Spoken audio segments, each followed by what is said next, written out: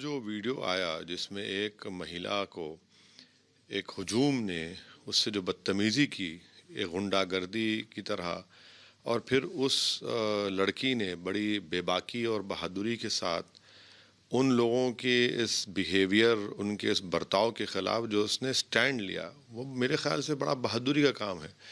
इसीलिए हमने कहा कि हमारी स्पीच को आप लोग पूरा देखकर, वो लड़की मुसलमान या फिर किसी और समाज की भी होती तो वो बेहतरीन प्रोटेस्ट है, वो एक बेहतरीन स्टैंड है, और उनका पैगाम एक बहादुरी का एक पैगाम है जो समझता हूँ कि उस बच्ची के माँ बाप को भी मुबारकबाद देना, और उस लड़की को कि इतने हुजूम में उसने उनकी इस गुंडागर्दी के ख़िलाफ़ एक स्टैंड लिया, एक प्रोटेस्ट किया, वो मुबारकबाद के लायक है। आपने आपने मुस्कान के लिए संदेश दिया, लेकिन उससे ऐसा लग रहा है, ये कहा जा रहा है कि उत्तर प्रदेश के चुनावों में एक तरह का फिर से ये हिजाब की एंट्री होकर एक चुनाव में एक विचारधारा की तरह तहत आगे बढ़ने की कोशिश। नहीं, देखिए, हमने जो कहा है वो ज़रूरी है कहना। एक लड़की अपने कॉन्स्टिट्यूशनल राइट के लिए, वहाँ की लड़कियाँ अपने कॉन्स्टिट्यूशनल राइट के लिए कोशिश कर रही हैं, और भारत के संविधान के तहत उनको ये अख्तियार है कि वो कोई भी कपड़ा पहने, और वो इंडिसेंट नहीं है माशाल्लाह से। और सुप्रीम कोर्ट का पुट्टुस्वामी का जजमेंट है जिसमें ये कहा गया कि कोई किसी को फोर्स नहीं कर सकता कि क्या पहने, क्या खाए। अब भारत के संविधान में चॉइस एक फंडामेंटल राइट बन चुका है, तो उसके लिए हमने कहा है, तो उसमें बुरी बात क्या है उसमें? असद साहब, सिर्फ ये कहा जा रहा है कि अगर शिक्षा में और एजुकेशनल इंस्टीट्यूट्स में कोई हिजाब पहनेगा, कोई घूंघट का ओढ़ कर बैठेगा, तो दूर से पता लग जाएगा ये हिंदू है, ये मुसलमान है। छात्रों के बीच ये विभाजन क्यों? नहीं, वो नहीं। देखिए, भारत का संविधान, अगर कोई स्कूल या कॉलेज को जाते हैं तो भारत का संविधान सस्पेंड तो नहीं हो जाता। भारत का संविधान साथ रहता है। भारत का संविधान एक किताब नहीं है, एक लिविंग डॉक्यूमेंट है वो। तो उस संविधान के तहत उनको इस बात की इजाज़त है, और बहुत सी लड़कियां उसमें से पहले से हिजाब पहन रही हैं, तो उसमें किसी को आपत्ति क्यों हो रही है भाई? अच्छा देखिए, खुद सरकार, मोदी सरकार कहती है कि Beti Bachao Beti Padhao. Government of India का एनएसओ का डेटा है जिसमें कहा गया कि 21.9 मुस्लिम लड़कियां 3 और 25 साल की ऐसी हैं एज ग्रुप की जो कभी भी कॉलेज में एनरोल नहीं हुई है। आप उठाकर देख लीजिए कि एनएसओ का डेटा है कि हायर सेकेंडरी स्कूल्स में ग्रॉस अटेंडेंस रेशियो महिलाओं का सिर्फ 48.3 है। क्यों कर रहे हैं ये? पढ़ने दीजिए ना आप। अच्छा, उस लड़की की मिसाल देखिए, मोटरसाइकिल पर आती है हिजाब पहने हुए, वो क्या ऑपरेशन की निशानी है? नहीं है ना। लेकिन अगर मोटरसाइकिल चला रही है विथ हिजाब और मोटरसाइकिल अपनी रखकर उसको घेर ले जाते, तो भाई कोई मोटरसाइकिल चला रहे तो ऑपरेशन की निशानी है वो? आप बताइए। ऑपरेशन की निशानी नहीं है, लेकिन जब ये सवाल कहा जाता है कि चुनावों से पहले, इसको बहुत से लोग चुनावों से पहले भी देख रहे हैं कि ये एकदम से ये मुद्दा क्यों बना। अभी तक बच्चे पढ़ रहे थे, अभी तक बच्चे पढ़ रहे थे। ये बात गलत है। इसकी जिम्मेदार कर्नाटक की बीजेपी की सरकार है। उन्होंने जो नोटिफिकेशन जारी किया 4-5 दिन पहले, जो कर्नाटक हाईकोर्ट में चैलेंज किया गया, उसमें ये कहा गया कि equality, integrity and doesn't hinder with public order. अरे इक्वालिटी, इंटेग्रिटी क्या बात कर रहे हैं भाई? वो कभी प्रियम्बल पढ़े? प्रियम्बल में लिखा हुआ इक्वालिटी, और इक्वालिटी की जब बात होगी तो सब्सटेंटिव इक्वालिटी की बात होगी। ये समझते नहीं है। आपने इस मसले को पैदा किया, ये आपकी बीजेपी की सरकार की पॉलिसी है इस तरह की हरकतें करना। वहां पर जब वो कहती हैं, मुस्कान कहती हैं अल्लाह अकबर, और दूसरी तरफ लड़के कहाँ पर चिल्ला रहे हैं जय श्री राम, तो ये गलती क्या है उसमें अल्लाह अकबर पुकारने में? नहीं, जय श्री राम लगाने में भी गलती नहीं है, दोनों ठीक है, लेकिन जिस परिस्थिति में बोला गया। मुस्कान ने जो बात कही है कि वो असाइनमेंट सबमिट करना चाहती थी, उसको कॉलेज में आने से रोक दिया गया, नंबर 1। दूसरा, उसमें कई ऐसे लड़के थे जो उस कॉलेज के नहीं थे। अब तीसरा ये कि वो as a sign of protest, as a sign of कहिए कि वो उनकी गुंडागर्दी, उनके दबाव और उनके जो एक हुजूम जो आ गया, उसके खिलाफ उस लड़की ने कहा, तो उसमें आपत्तिजनक बात क्या है भाई? गलती तो उन लोगों की है जो उस लड़की को घेर लेते हैं। अगर वो लड़की का नाम लक्ष्मी होता तब भी असदुद्दीन ओवैसी उस लक्ष्मी की ताईद में खड़ा हो जाता। ये क्या मैसेज दे रहे हैं आप कि एक महिला को आप घेर लेते हैं? आप वो गलत है, वो बिल्कुल गलत है और मुझे लगता है कि इस मंच से हमें ये कहना चाहिए कि वो गलत है कि जिस तरह से एक लड़की को देखकर आपने एक तरह से नारे लगाने की कोशिश की, लेकिन वहां पर जो मैं उस ध्रुवीकरण की तरफ बात कर रही हूँ ओवैसी साहब, क्योंकि जब चुनावी रैलियों में वो वीडियो चलाया जाता है तो उसका इस्तेमाल अलग तरीके से होता है। ध्रुवीकरण कौन कर रहा है मैडम? हाँ। अगर एक मुसलमान की बेटी या बहन घर से हिजाब पहन कर निकलती है तो उसका पहन के निकलती है, राइट? ये शॉल किसने दिया लड़कों को? कौन शॉल दिया इनको? और फिर आप स्कूल के फ्लैग पोल पर आप चढ़कर झंडा लगाते हैं जहां पर तिरंगा लहराता था। ये कौन किसने किया? ये तो सरकार कर रही है ना, ये तो बीजेपी की सरकार कर रही है, वही तो आपको बता रहे हैं। आप कह रहे हैं कर्नाटक की सरकार उन्हें वो भगवा शॉल दे रही है और बोल रही है कि जाइए नारे लगाइए। बिल्कुल, पूरा एम्बोल्डन वही तो कर रहे हैं, पूरी पॉलिसी उनकी वही रही। आप नोटिफिकेशन निकालते हैं, क्यों नोटिफिकेशन निकालते हैं भैया आप? वो पहले से हिजाब पहन रही हैं। अच्छा, बाद में भी अगर पहनती हैं तो क्या संविधान सस्पेंड हुआ था? प्रधानमंत्री, मुझे अफसोस इस बात का है कि प्रधानमंत्री लोकसभा में कुछ नहीं बोले, राज्यसभा में कुछ नहीं बोले। अरे प्रधानमंत्री को बोलना चाहिए था ना, जब आपने ट्रिपल तलाक के वक्त क्या क्या बड़ी बातें की प्रधानमंत्री ने।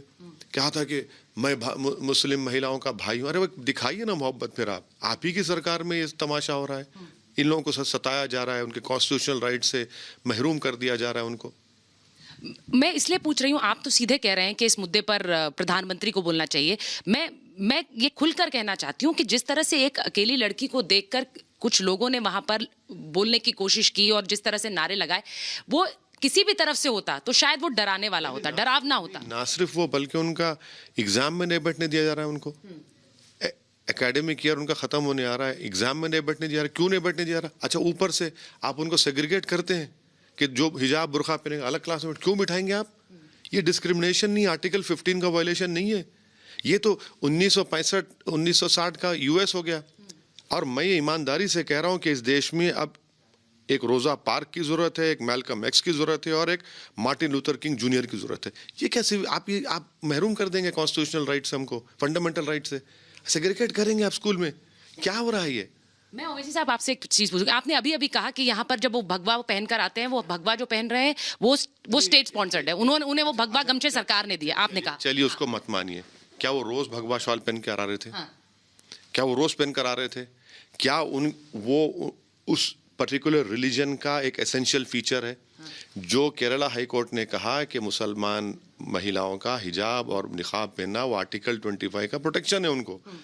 आपका है क्या? बताइए, चलिए आप बताइए ना, मैं यही पूछना चाह रहा हूं।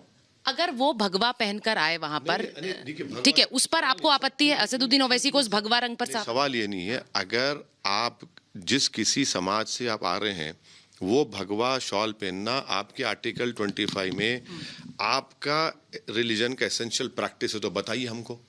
आप तो अभी पहन रहे हैं ना, क्यों पहन रहे हैं अभी आप?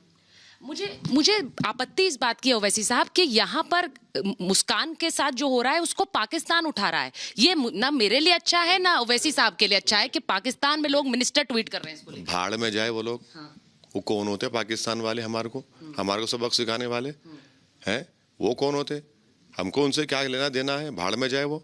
उनका संविधान में तो कोई non Muslim prime minister president नहीं बन सकता है। वो छोड़े, उनकी बात मत करें आप।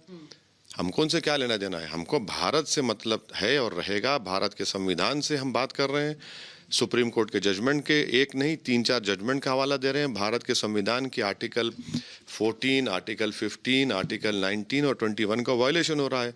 अरे भाड़ में जाए पाकिस्तान से क्या? वो ऐसा संदेश, मैं आखिरी सवाल पूछ रही हूँ, वो ऐसा संदेश देने की कोशिश करेंगे, देखिए हिंदुस्तान में देखिए मुसलमान लड़की के साथ क्या हो रहा है और ऐसा ही होता है यहाँ पर मुसलमानों के साथ। और मुझे उनको हम पाकिस्तान अगर जो मंत्री कह रहे हैं वो पहले अपने गिरेबान में झांक कर देख लें कि बलूचियों से क्या कर रहे हैं, महाजिरों से क्या कर रहे हैं, शिया भाइयों से हमारे क्या कर रहे हैं, ये जो बॉम्ब ब्लास्ट कर रहे हैं, वो अपना मामला देखें। वो इस्लाम हमको मत सिखाएं आप। हमारा इस्लाम भारत के संविधान के तहत हमको अपने राइट्स दिए गए हैं, तो छोड़ दीजिए उनको, उनकी बात उनको लाइए मत इसमें बीच में। और वैसे साहब उत्तर प्रदेश पर मैं एक बार पूछ लूं, आपने सिक्योरिटी लेने से मना कर दिया है, सभाओं में आप जा रहे हैं, वहां पर लोग बहुत संख्या में आपको असदुद्दीन ओवैसी को देखने आते हैं, तो अब आज बिना सुरक्षा के आप सभाओं में जाएंगे, लेकिन बार बार ये कहा जा रहा है सिक्योरिटी ले लीजिए असद साहब, क्योंकि प्रचार बहुत लंबा है। नहीं, आपका बेहद शुक्रिया, आपके कंसर्न का मैं बड़ी इज्जत करता हूँ, मगर मैंने एक स्टैंड लिया है। मैं 94 में एमएलए बना और अब तक अल्हम्दुलिल्लाह हैदराबाद की आवाम मुझे कामयाब करती आ रही है। अल्लाह उनको अच्छा रखे और सलाम करता हूँ। मेरा मानना ये है कि आवाम को, जनता को सुरक्षा की ज़रूरत है। वो सुरक्षित फील करेंगे, हम सुरक्षित फील करेंगे। मेरी लड़ाई यही है कि मुझे जेड कैटेगरी नहीं, ए कैटेगरी का सिटीजनशिप दीजिए, राइट्स दीजिए। अगर मेरी बच्ची को हिजाब पहनने से रोका जा रहा है स्कूल कॉलेज में आने से, मैं सिक्योरिटी लेके क्या खाक कर लूँगा? उसको सिक्योरिटी नहीं मिल रही ना उसको। बट ओवैसी साहब, बच्चियां भी तो रोज हिजाब पहनकर नहीं आ रही थी। ये पिछले दिनों से ये मुद्दा अभी क्यों उठा? मेरा सवाल ये लड़कियां क्या बहुत पहले से कब से आ रही थी? बिल्कुल। वो वहां पे, हाँ, वो बराबर हिजाब पहन रही थी और अगर अब भी पहन रही है तो उनका चॉइस है। बिल्कुल मैं मानती हूँ। उनका नहीं, उनका चॉइस है। हाँ, अगर कोई एयरफोर्स, नेवी, आर्मी या पुलिस में नौकरी के बाद दाढ़ी छोड़ता है तो उसका भी जजमेंट है सुप्रीम कोर्ट का। अगर वो कर रही है तो भाई आपको आपत्ति क्या है मुझे बताइए ना। मैं ये कह रहा हूँ कि मेरे रिलीजन का एक एसेंशियल फीचर है जो केरला हाई कोर्ट ने उसको अपहेल्ड किया है। आपको तकलीफ क्या हो रही है? पेट में क्या दर्द हो रहा है? प्रधानमंत्री को इसको खत्म करना चाहिए। अच्छा, मैं ओवैसी साहब एक चीज आपसे कहूंगी। मैं जिस स्कूल में पढ़ी उसमें मुसलमान लड़कियां भी थी, क्रिश्चियन लड़कियां भी थी, हिंदू लड़कियां भी थी। अब अगर आप मुझे बताइए, वहां पर हर कोई, अगर कोई मुसलमान लड़की हिजाब पहने, मैं वहां पर अपना भगवा या फिर मैं घूंघट पहन के चली जाऊं क्योंकि मुझे कहा गया भाई और वहां पर किस तरह से, अब अगर इस तरह का विभाजन होने लगेगा, मैंने पहले भी पूछा, ये अच्छा है कि शिक्षा में अलग से देखकर पता लगे इसका धर्म क्या है? नहीं, अगर उस पर्टिकुलर रिलीजन का एसेंशियल फीचर है तो बराबर पहनना चाहिए ना। क्यों? आपको संविधान इजाजत दे रहा है उसकी।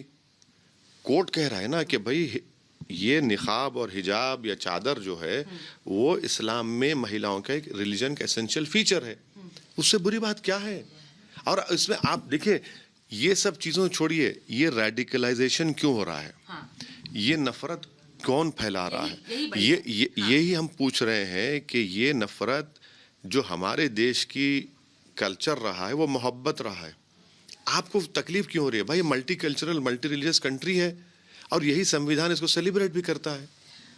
एक महिला का अधिकार है। मैं ओवैसी साहब से एक ये सवाल जरूर पूछूंगी, एक महिला का अधिकार है, वो क्या पहने? फिर जब आप कहते हैं कि हिजाब, जब वो हिजाब पहन रही है, हिजाब न पहनना भी उसका अधिकार है अगर वो कहे नो टू हिजाब? बिल्कुल, चॉइस इज फंडामेंटल राइट। कौन कह रहा है? और कुरान में ये साफ लिखा हुआ है, दीन में जबरदस्ती नहीं मत करो। अगर मैं मेरी बेटी को समझाऊंगा दीन के एतबार से, वो सुनेगी, समझेगी, अमल करेगी। बहुत से नहीं पहनते हैं तो क्या मैं उनको क्या वो कर दूं, रद्द कर दूं? नहीं, आपका चॉइस है। अब जब मैं चॉइस को फंडामेंटल राइट मानकर उसको इस्तेमाल कर रहा हूँ, उस पर अमल कर रहा हूँ, वो मेरी एक आइडेंटिटी भी है, उससे आपको तकलीफ क्यों होना चाहिए? आप तो खुश होइए ना, सेलिब्रेट करिए उसका। अच्छा, और एक बात सुनिए, आप बैडमिंटन में आपको हिजाब पहन के इंटरनेशनल टूर्नामेंट खेल सकते हैं। फीफा वर्ल्ड कप में महिला हिजाब पहन सकती हैं। इंटरनेशनल बास्केटबॉल फेडरेशन ने कहा कि हिजाब पहनकर बास्केटबॉल खेल सकते हैं। अरे भाई, इनको अब ये कहाँ लेकर जा रहे हैं? रेग्रेसिव कौन है फिर बताइए? अब मैं आपसे सिर्फ ये पूछूंगी कि अब आप शैक्षणिक संस्थानों के लिए, मैं सिर्फ कर्नाटक की बात नहीं कर रही हूँ, मैं कह रही हूँ ओवरऑल पूरे देश में, क्या आपको लगता है कि ये एक पॉलिसी होनी चाहिए कि जो जैसा अपना धार्मिक उसका जो हक है, आपने कहा कि भाई हिजाब पहनने का उनको अधिकार है, उसको असर्ट करने लगे? असदुद्दीन ओवैसी भारत के पार्लियामेंट में दाढ़ी और टोपी पहनकर जा सकता है और नरेंद्र मोदी के खिलाफ, सरकार के खिलाफ बोल सकता है। इनको क्यों तकलीफ हो रही है ये बताइए आप उनको। ये तो हमारे देश की सबसे बड़ी पंचायत है ना। इस पंचायत में मुझे नहीं रोका जा रहा है तो भाई स्कूल में क्यों रोक रहे आप? अब आप समझ जाइए। बस मैं असद साहब, बस एक आखिरी सवाल पूछ रही हूँ। यूपी चुनाव में आपको लग रहा है जो वीडियो कर्नाटक का है इसका गलत इस्तेमाल ना हो? क्योंकि ना मैं चाहूंगी ना आप चाहेंगे ऐसा। नहीं, देखिए, हम उत्तर प्रदेश के चुनाव में हिस्सेदारी की लड़ाई लड़ रहे हैं। हम उत्तर प्रदेश के चुनाव में बीजेपी के मिस गवर्नेंस, बीजेपी की नाकामियों को, नौजवानों की बेरोजगारी उनका मुकद्दर बन गया, किसान परेशान है, और साथ ही साथ जो लोग डरा कर पिछड़ा समाज का और मुस्लिम अल्पसंख्यक समाज का वोट हासिल कर रहे हैं, उनको एक्सपोज कर रहे हैं। हम जहाँ जहाँ इलाकों में जा रहे हैं हम उनसे एक ही सवाल कर रहे हैं कि क्या आपके पास सिविक कम्युनिटीज़ हैं, क्या आपका स्कूल है, क्या आपके पास अस्पताल है, क्या आपका रोड है, क्या आपके पास ड्रेन है? कहीं पर भी हम कल संभल गए। यही सवाल हमने किया, असमोली में किया, मुरादाबाद में कर, हर जगह कुछ है ही नहीं। मतलब धर्म की राजनीति नहीं करते असदुद्दीन? अगर करेंगे तो रिपब्लिक छोड़ेगा हमको? आपका अर्नब बैठ जाएगा, the nation wants to know from mister Owaisi, शुरू हो जाएगा वो तो। बहुत बहुत शुक्रिया असदुद्दीन अवैसी, जो कह रहे हैं कि वो जो राजनीति करते हैं वो मूलभूत सुविधाओं की राजनीति करते हैं। अब ये आप असदुद्दीन ओवैसी की जो तस्वीर यूपी चुनावों में देख रहे हैं, ये किस तरह से जो शोषित हैं, जो वंचित हैं, या फिर जो वो लोग हैं जिनके पास ये सुविधाएं नहीं है, उनसे जाकर पूछिए। बहुत बहुत धन्यवाद ओवैसी साहब हमसे बात करने के लिए। 10 मार्च के बाद ये पूरी गर्मी शांत करवा देंगे। वो गर्मी ना निकालें, नौकरी निकालें।